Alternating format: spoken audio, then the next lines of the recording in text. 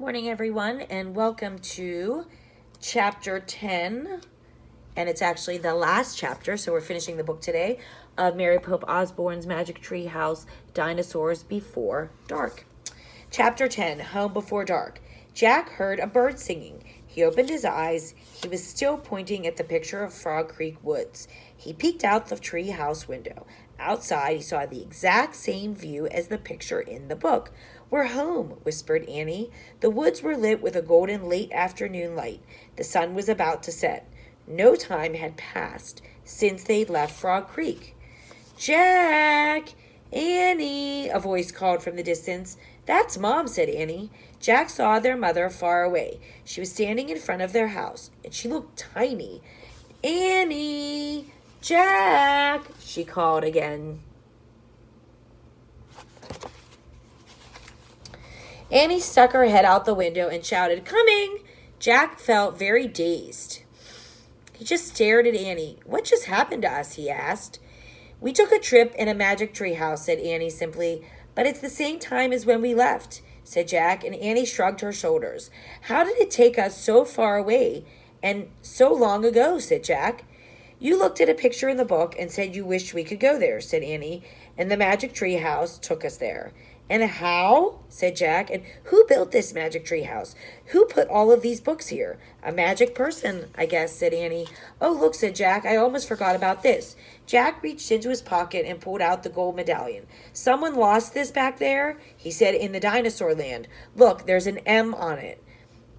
Annie's eyes got round. "You think M stands for magic person?" he said. "I don't know," said Jack. "I just know someone went to that place before we did." "Jack! Annie!" their mom called again. "Coming!" Annie said. Jack put the gold medallion back in his pocket. He pulled the dinosaur book out of his pack and put it back with the other books. Then he and Annie took one last look around the treehouse. "Goodbye, house," said Annie. Jack slung his backpack over his shoulders. Annie started down the rope ladder, and Jack followed. A second later, they hopped onto the ground and started walking out of the wood.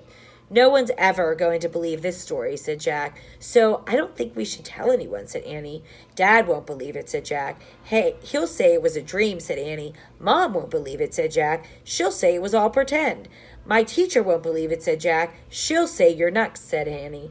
"We better not tell anyone," said Jack. "I already said that," said Annie. Jack sighed. "I think I'm starting not to believe it myself."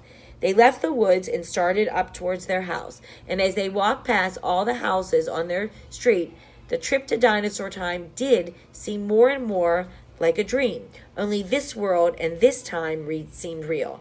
Jack reached into his pocket and he clasped the gold medallion. He felt the engraving of the letter M. It made his fingers tingle. Jack laughed, and suddenly he felt very happy. He couldn't explain what had happened today, but he knew for sure that their trip in the magic treehouse had been for real.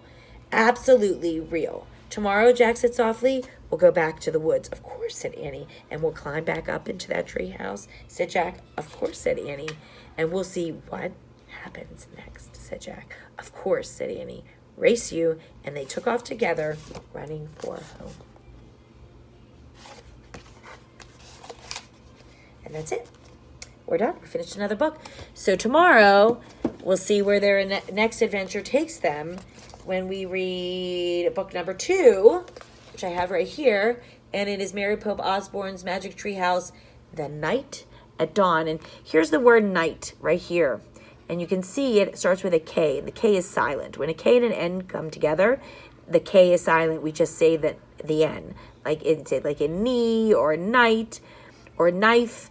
And this isn't the night like the nighttime when the stars come out and the moon comes out, we go to bed. This is the night like a knight in shining armor. So that's going to be our next book.